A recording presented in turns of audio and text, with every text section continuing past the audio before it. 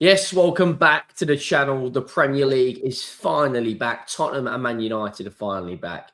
Terry, mate, big weekend of Premier League football. Are you happy the Prem's back, or do you feel it's just been nice to have a break from seeing Man United and Spurs play?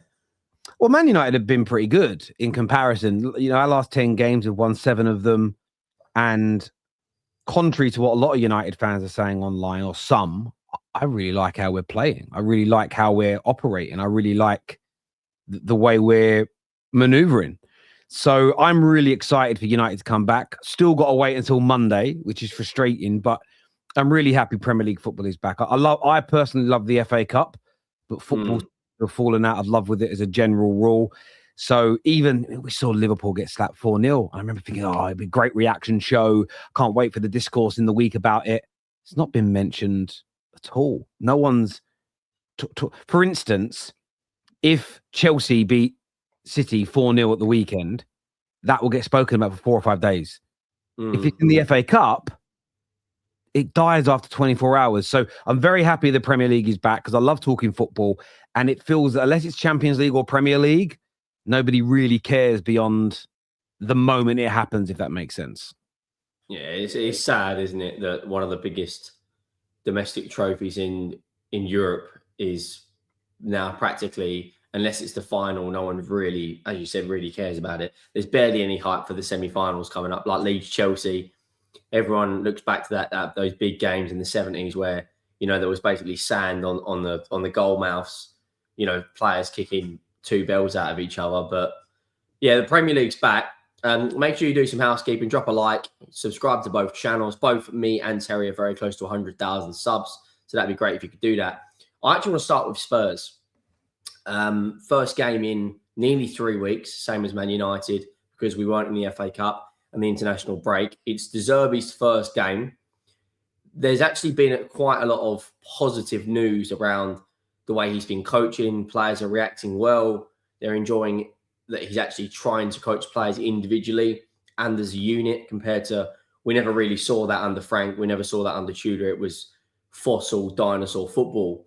And we now go into a Sunderland game, which is going to be really challenging. They've only lost 3 home games this season.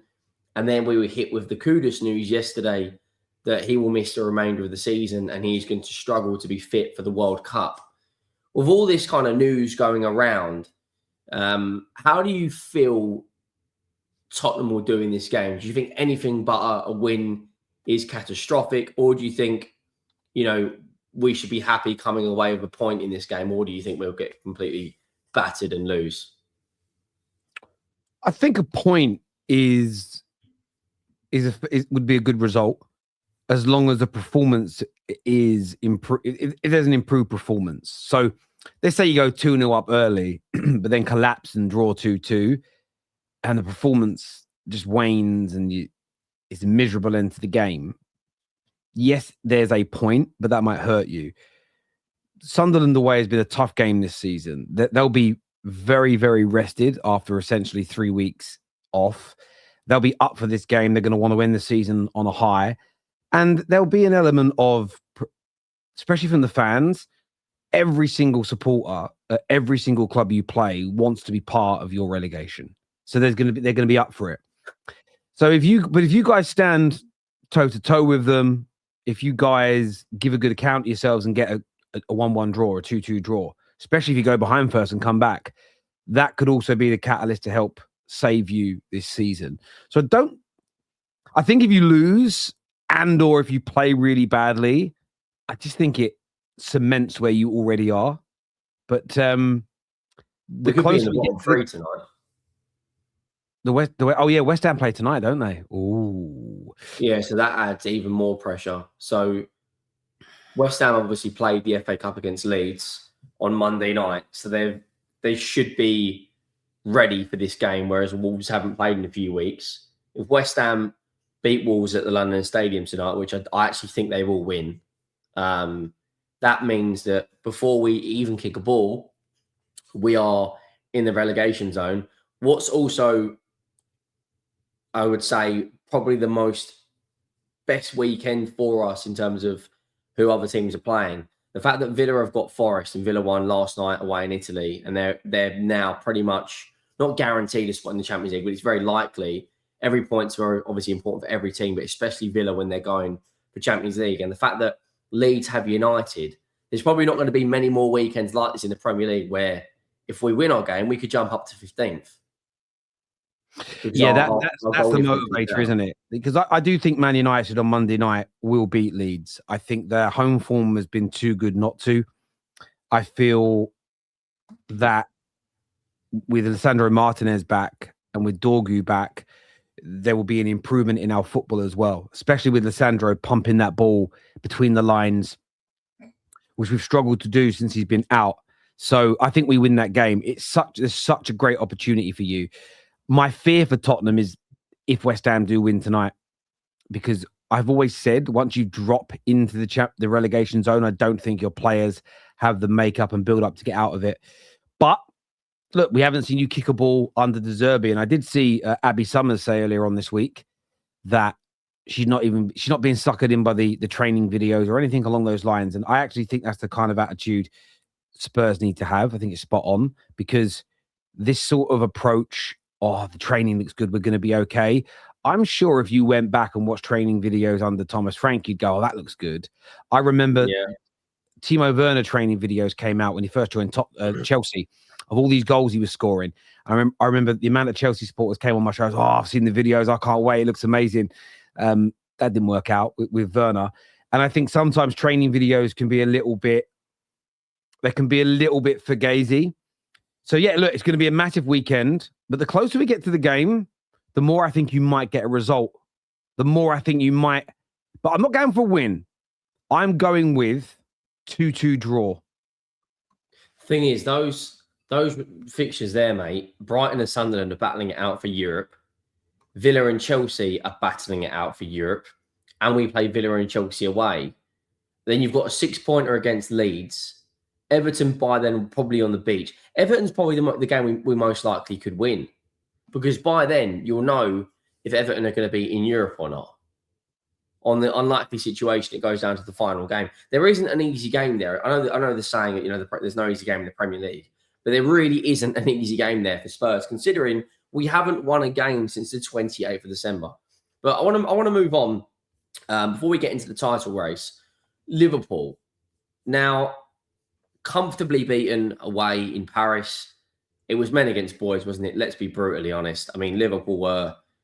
I don't even think it was even any fight whatsoever. Ekitike was poor. Salah on the bench. Virgil van Dijk, not his best performance, and we've said that a lot this season. And they've conceded 8 goals in their last 3 games and only scored once. Coming off the back of a heavy FA Cup defeat to Manchester City. I don't think they'll get top 4, or top 5, which is again going to be very, very bad, considering they spent £400 or £500 million in the summer on players like Alexander Isak, Ekitike, Kirkes, and none of those other than Ekitike really have performed. And they're up against the Fulham side that are actually have a bit of fight in them and are within a relegation, within a European play. They're only 2 points off the Conference League, with Harry Wilson on fire. Do you see, I can't believe I'm going to say this, do you see Liverpool getting anything from this game? And if they don't, why are they not sacked Arne Slot yet? I don't. What's really interesting with Liverpool right now, it's so hard to call. The logic in my brain says there is no way he survives the end of this season. There is no way, he survives this season in the sense that he'll get sacked at the end of it. I don't understand the logic to keeping him, because what they've essentially done is write the entire season off. I think what's even more sobering, what is even more damning for Liverpool, is this idea, this report that the Telegraph doubled down on yesterday. Ornstein has stated is that Slot will be given next season. And I do find it a madness, because I know they've had some situations this year. They've had some bad luck with injuries and games. of course, there was the devastation and losing of Jota. Yes, they've had 2 or 3 of their star players fade. But at the same time, what they're ignoring and they're gaslighting their supporters into thinking is they haven't abandoned every principle that sat under their footballing philosophy that was there for a decade, that wasn't uniquely linked to Klopp. Klopp just helped bring it alive. That's the element that I'm sort of dumbfounded by, is that he's still there. So can they win this weekend? Yes, it's plausible. They could beat Fulham because they have the players to do it. The issue with this Liverpool team, they've become what I call a fair weather side. So for anyone listening that doesn't understand what I mean, I don't ride motorbikes, but I've got family that ride motorbikes. And they're into their bikes. One thing they despise are fair weather riders. People that have a nice bike, have all the gear, but only take it out on a warm, sunny day. You know, if there's a little bit of rain, there's a little bit of wind. Oh, I can't go out on a bike. Fair weather. Yeah, riders. they're like March to September riders, aren't they? Yeah, absolutely. And I think that's what Liverpool's players have become this season. They start games invariably quite well. They play nice football until there's a moment of adversity, until there's a gust of wind, a shower of rain, or a little bit of frost in the air. That's the metaphor, people, in case you're wondering. And then suddenly they stop playing football. We saw it in the FA Cup game against City. They were their equals for 30 minutes. They concede a penalty and they concede a goal. And then for the next 60 minutes of the game, you wouldn't have known if one was a Prem team or one was a Championship team or one was the League One side. The difference was vast. They did it against PSG, and I've seen Peter Schmeichel get so much stick for this, and I'm not having it. They did have periods of that game where they did the right thing, where they were compact and they were hard to break down. Then there was other moments where they overcommitted, were awful on the ball, couldn't handle the adversity and leaked big chances. And you sit there and they're an I don't know team. And the reason they don't know what they're doing is because they abandoned the philosophy that had been drilled into them for a decade. Rodgers was playing that way. Klopp came in and took it to another level. High octane, fast, pressing, attractive football. And that's how you play. And they're abandoning that for something slower, a bit more lethargic, where at times they speed it up, but then they're just not working right. And then on top of that, they do have some players that I think have the potential to fit into the charlatan category. So I'm watching Wirtz as an example. Rated him so highly when he went to Liverpool. I was so scared of what he might do. But in the last couple of games, the amount of times he's got the ball in a good area and he does nothing with it. Now, some will say it's the training, it's the drilling, and it's the coaching. Cool. It may very well be, Henry, that's the case. At the same time, I've seen Bruno Fernandes in crap Man United teams deliver. I saw Gerrard in some bad Liverpool teams deliver. I've seen Harry Kane in bad Tottenham teams deliver. Just about to say Harry Kane. So this is my thing, right? There is lots to blame on Slot, and more so, I think, Hughes and Edwards for allowing the club to change its footballing ways. But some of these players have got to stand up and take accountability. The whole thing is a mess. There is no smoking gun. I think the one thing that is the only issue outside of changing the way they played. But this weekend, I'm going for a 2-2 draw. Fulham will get something at Anfield. I think Fulham will win this game. Liverpool have got 2 wins in 8, which was against Wolves in the FA Cup, which I believe was it 3-1 rings a bell or 2-1 rings a bell? Something like that. And another win in the Premier League. Since then, they've drawn. They've lost to Brighton. They've been completely battered by PSG and City. I think Fulham will win this game 2-0. I'm going to go. And if they do lose this 2-0, and let's say Chelsea hypothetically go out there and beat Man City, I think which is even more crazy. If they do lose and Everton beat Brentford or Brentford beat Everton, either way, they could end up outside the top 6 this weekend. We actually could have a scenario where Everton finish above Liverpool, which should be a sacking on its own. But the title race, of course, is the big topic. Arsenal play Bournemouth tomorrow, 12:30. It's the early kickoff. So before Manchester City even kick a ball when they play Chelsea at Stamford Bridge, they could go 12 points clear. Now, Arsenal have been getting pelters left, right, and centre since the League Cup final. You know, it was a poor performance down at St Mary's against Sunderland, and then they went out there Tuesday night in Portugal. Kai Havertz, nice ball in from Martinelli, makes it 1-0. They get out of there, a bit of a smash and grab performance. Do you think at this moment in time, Arsenal fans and rival fans are being too critical on performances? Because I believe personally, at this moment of the season, at this stage of the season, points are the only thing that matters. It doesn't really matter at this stage how you get the win. You just need to get the win. And I feel like some Arsenal fans and certainly a lot of rivals are jumping on this. This isn't sustainable. Just like the corners wasn't sustainable, you know. But they've been scoring corners for nearly 3 seasons. Do you think if they beat Bournemouth by a narrow scoreline, let's say it's a 1-0 or a 2-1, but it's not the best of performances, everyone's going to get on their backs again? Or do you think it will be ultimately they got the win? There's a lot of preemptive attacks when it comes to Arsenal, in the sense of a lot of seeds that get planted early in the hope that they blossom later. So let's say now everything's unsustainable with Arsenal, so that if they don't win something, people can go, I told you it wouldn't work earlier on. And often they discount the quality of the competition, the quality of opponents, etc. So it's really quite funny at the minute.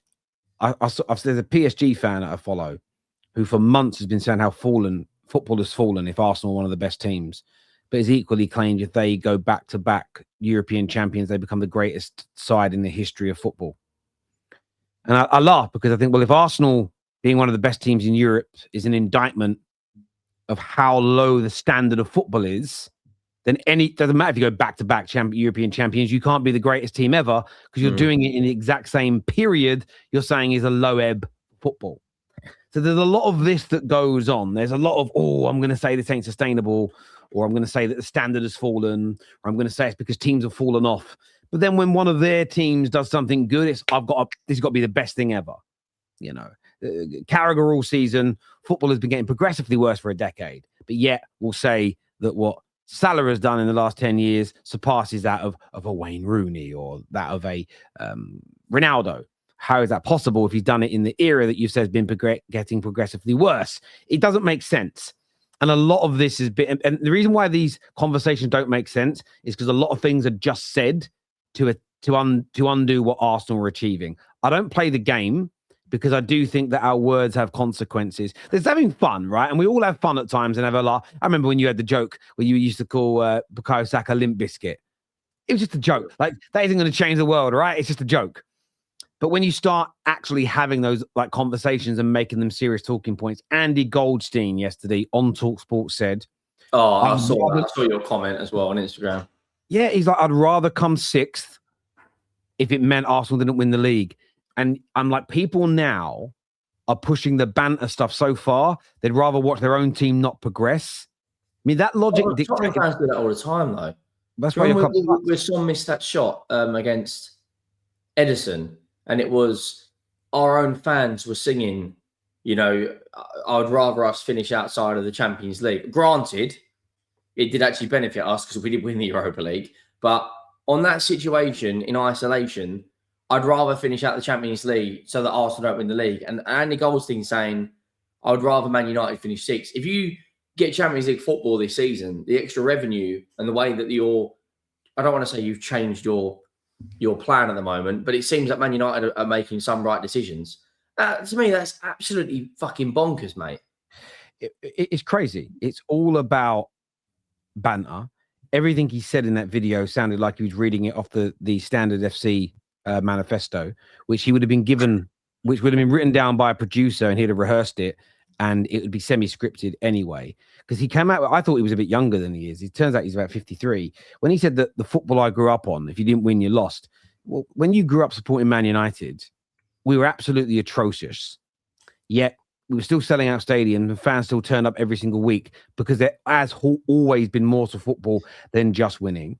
The idea that if you come second narrowly behind the league title winners or last in the league, it's the same thing, is the biggest crock of nonsense ever. Because, again, Andy Goldstein, when you grew up watching football, same as I did, under Fergie in the 90s, when we were winning leagues or coming second invariably, no one, when we came second, got to sack Fergie. Why? He just got us relegated, didn't he? No, he didn't. He come second. Same thing. No one ever spoke like that because that's not how football is. These people are liars.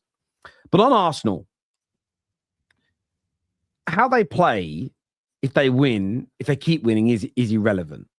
There is a little bit of, if you keep performing to a low standard, you're not going to keep winning. There is that thing of, if that Southampton performance happens 5, 6, 7 times in a row, they could lose enough games to not win the league. This is a fact. So they do need to improve their performances. But do they need to be the best performances they've ever had under Mikel Arteta in these next 2, 3, 4 league games? Not necessarily. They need to beat Bournemouth, which I think they will at the weekend. And I actually think they'll score a couple of goals. I know Bournemouth are 13 games unbeaten, but it's majority draws. They were very fortunate against Manchester United at home. I think Arsenal will beat them. It then goes down to that game at the Etihad. And as long as they don't lose it, the league title race, in my personal opinion, will be over because City will give up. City will stop trying. City will just fade from that point because they'll know it's almost unattainable. So this weekend is massive for Arsenal. The most important thing for them is to be defensively secure. They were very vulnerable against Southampton. They were very poor against Southampton. Against Sporting, it was the opposite. Yes, there was 2 or 3 good counterattacks, and that will happen with Bournemouth because Bournemouth counterattack well. But outside of that, they control the game and don't allow themselves to be opened up the way they did against Sporting, and perform how they did against Sporting. They win this game. Their crowd helps get them over the line, and every win they pick up in the league now, it's you. I think if they win this league game, all this pressure that's been building this last month on Arsenal, I think it dissipates. Even if they'd have beaten Southampton, the pressure wouldn't have been really alleviated this week because winning that game isn't 3 points. Beating Sporting isn't 3 points. I think there is this big build-up to whoever wins the Carabao Cup wins the league.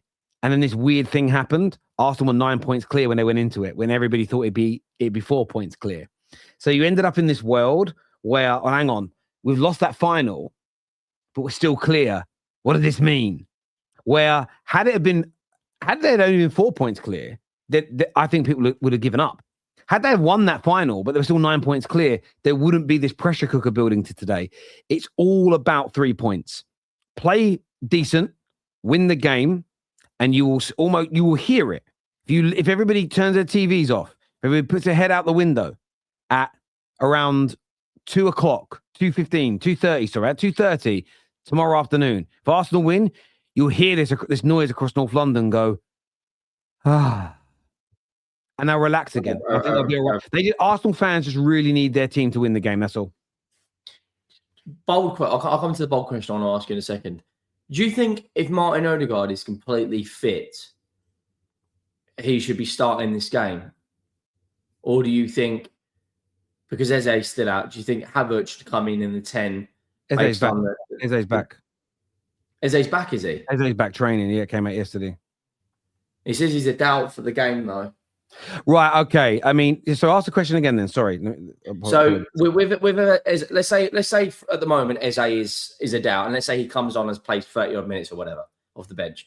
If you've got a situation, you've got Martin Odegaard who's completely fit and Kai Havertz is completely fit for this Bournemouth game, knowing that Victor Gyökeres most likely is going to start up front, who would you play in this game? Looking at, because of Bournemouth's midfield has a lot of energy with the likes of Tavernier and that new signing they've got, Rayan and Oldley and Scott and Christie and whatnot.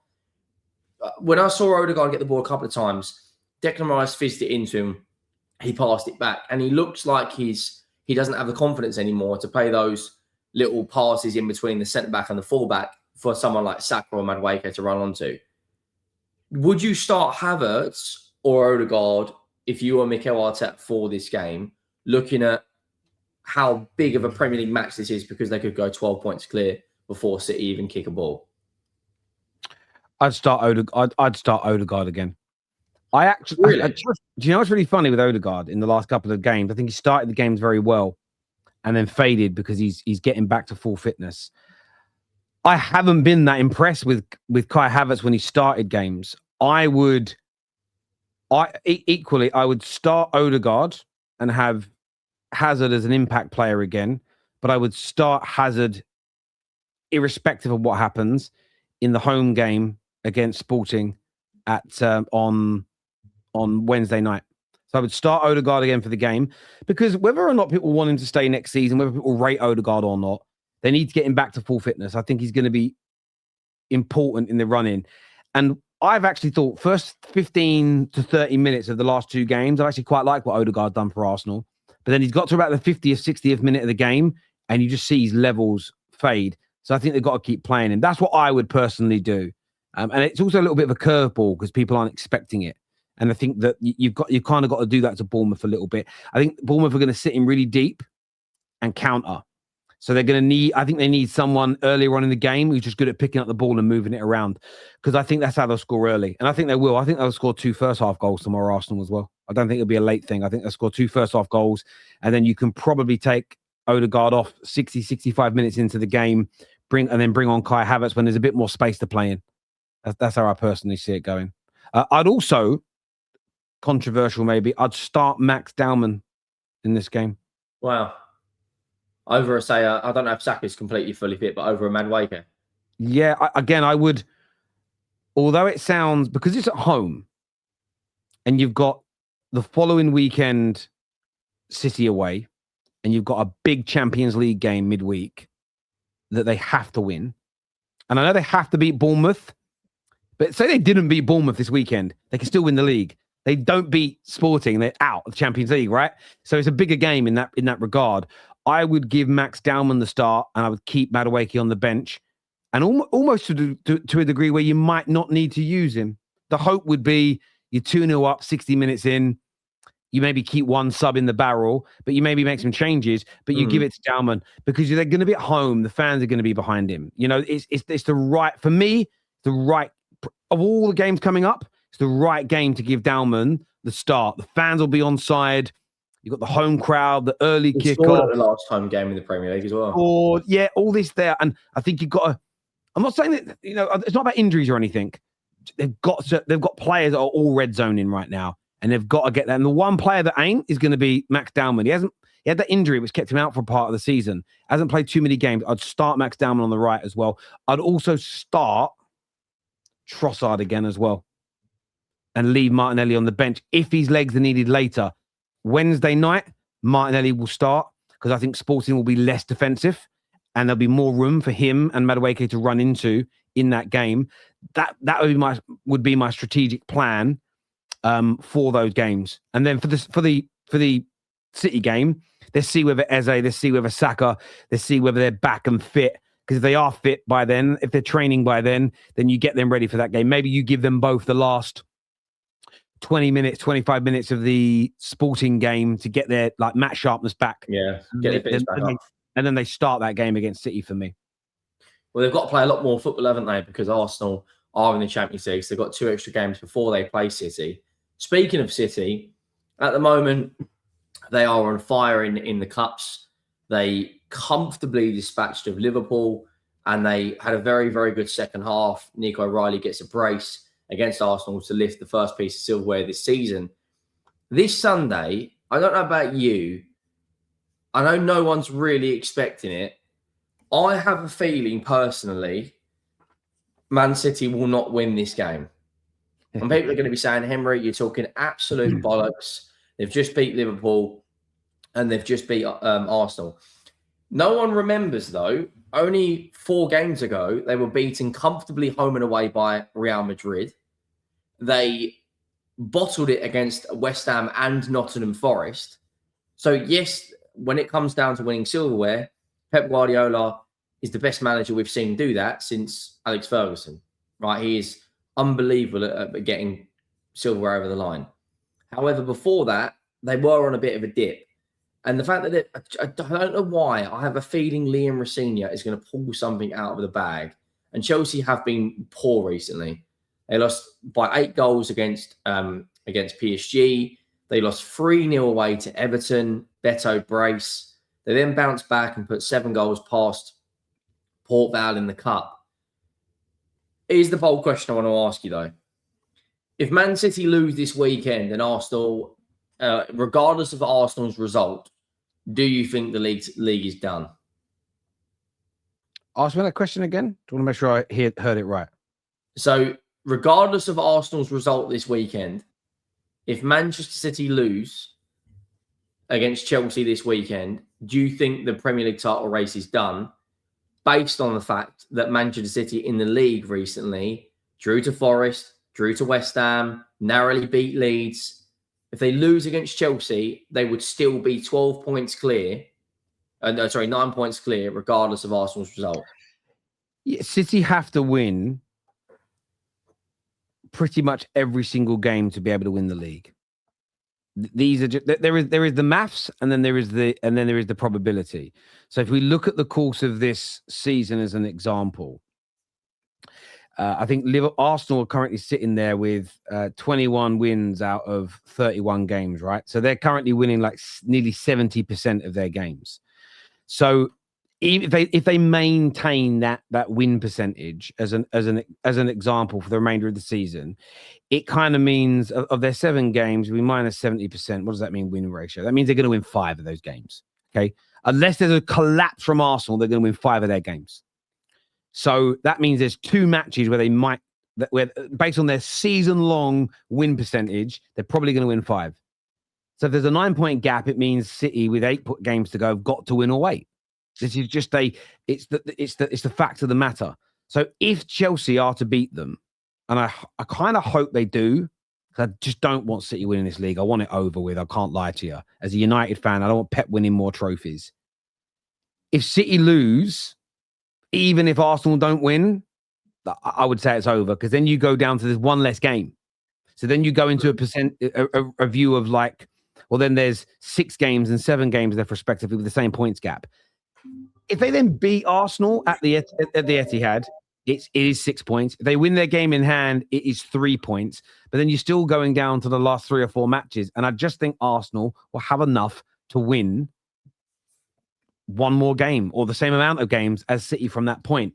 But yeah, it's all but done. I would say this: if Chelsea win and Arsenal win this weekend, it's 100% over. The bookmakers in the UK will pay out.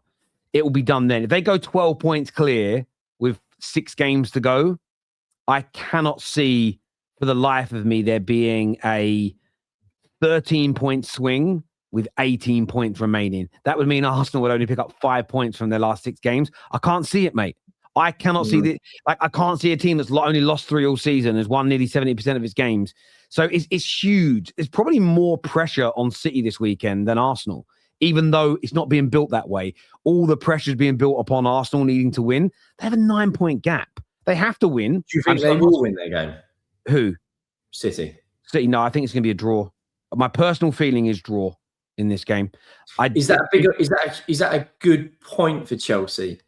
Looking at the fact that they are, as it stands right now, not in the top 5. They're a point away from Liverpool. And if Liverpool hypothetically do beat Fulham, is that a good point for Chelsea? Or would Liam Rosing, you think, be looking at that going? I mean, it is, yeah. I mean, you look at it, if we go on based on what we've said today, if Liverpool lose to Fulham and they draw, they go back into 6th. They go into 5th, which is now a guaranteed Champions League spot. And they're playing. I think a lot of Chelsea fans are going to go into this weekend with almost no hope. And when you go into a weekend with no hope, if you come away with a point, it's a good weekend. So they've got to play each other as well, Chelsea and Liverpool still. Yeah, there's something about Chelsea, though. They just seem to get results against City in recent times, and I haven't verified that. That's just off the top of my head, right? Let's do Chelsea versus Man City. I love that website, 11v11. The last time they lost was on the 18th of August, which was at Stamford Bridge. Since then, they drew 4-4 under Poch, 1-1 on the 17th of Feb. They lost 1-0 to City on 20th of April. Why don't I just share this? I'm looking at it now. In fairness, they've actually lost. Hang on, am I looking at this from a City perspective? No, they've lost more than I thought, actually. So I'm just looking on this website. So they've lost a lot more than I thought, but it's results, right? So they haven't beaten them in fucking hell. They haven't beaten them since 2021. It's a lot, and that was the Champions League. How crazy is that? There's a lot of draws in there, though. Yeah, but looking at this, this is what I'm saying. So their last win against them was the Champions League final in May 2021, right? But they've got a draw earlier on this season. Yes, they lost 3 on the bounce prior to that. But then a couple of seasons ago, they had the 4-4 draw. They had the 1-1 draw. They seem to be recently just be able to get a result they're probably not meant to get against City. Although they did then lose 5 before that. So I should have verified what I said. They've had 3 draws in their last sort of 5 to 6 games against them. But equally, they haven't beaten them for such a long time. At some point, they're going to. At some point, they're going to beat them. But Chelsea's winning run, lack of wins against like top 4, top 5 teams is fucking crazy, you know. It's really, really bad. But they don't need to beat them. I'm going with a draw. Yeah, I'm going to go over 2-2 draw as well. I think Cole Palmer will pop up with a goal or 2. But look, we are going to wrap up. I know, obviously, we haven't spoken about United. I'll touch them for 30, 60 seconds. I think you will beat Leeds. And I think if you do beat Leeds, I think that win, because of the fact that Liverpool have got Fulham, because of the fact Chelsea have got City, will probably be enough and secure you Champions League football, because you could go 10 points clear of Chelsea and you could go 9 points clear of Liverpool. And the fact that you'd only have 6 games left, I think that would probably be enough, personally. So you've got a lot of games at Old Trafford. You've got Leeds, Brentford. You've got Liverpool at Old Trafford, which is a massive game. You've got Forest at home. Yeah, I think you win Monday night, you've secured Champions League football, personally. Yeah, I mean, look, let's look at the other results. The other side of it is, as a United fan, I don't want Chelsea winning, because if they lose and we win, we would be 12 points clear of 6th place potential. We'll see what Brentford do, but we could be 12 points clear of 6th place, as you say, with 6 games to go. So again, that means there would have to be a 13-point swing with 18 to play for. That's probably not going to happen. I don't want City winning the league, though, so I'd like them slowed down a little bit, so a draw isn't the end of the world. Our game after Leeds, though, is Chelsea. So we play Chelsea after that. So I'm excited to go to I'd like, if we beat, the thing is, if we can beat Leeds, it isn't a free hit at Stamford Bridge, but we would have such a nice comfort blanket, such a nice gap, that a loss at the Bridge isn't devastating for our top 4 hopes. But I like it because I think it means we can go into that game with maybe a little bit more comfortability, a little bit more swagger, a little bit more relaxed, where maybe if there was only a 2 or 3 point gap, you go into it more nervous. But I'd love to be. I mean, Chelsea's next 3 games are interesting. City at home, United at home, and then away to Brighton. Could define their season massively. Yeah, it's a huge weekend. It really, really is. I just can't wait. Premier League football is back. And I actually like the fact that there's a Friday night kickoff, so it kind of breaks the weekend up nicely. Yeah, no, I agree.